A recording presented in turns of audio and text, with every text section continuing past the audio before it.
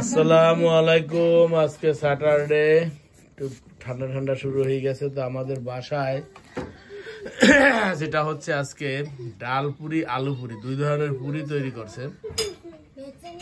তো নাফিও নাকি সেখানে পুরি তৈরি করতে হবে। পুরি তো নাফি করতে নো সুকুরিকা দবই দা ও মারু কুস্তে না কানি রেরু দেশ। তো এখন ডাল পুরি করছে, খারাপ না। এখানেও আছে, ওইও আছে, আবার এই রেডি করতেছে।